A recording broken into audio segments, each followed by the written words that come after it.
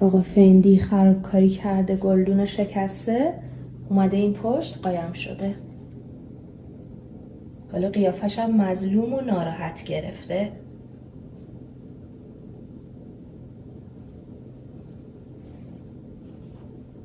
هی سرک میکشه از این پشت که خودشو قایم میکنه. چیکار کردی فندی؟ چیکار کردی عزیزم؟ خرابکاری کردی اومدی قایم شدی، گلدون شکستی اومدی قایم شدی اینجا؟ آره؟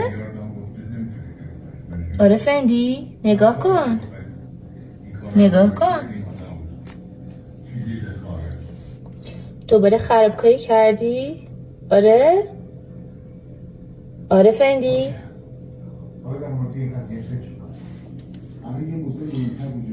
پای خودت چی شد مامان؟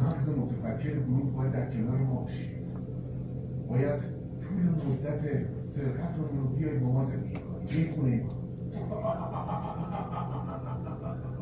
فندی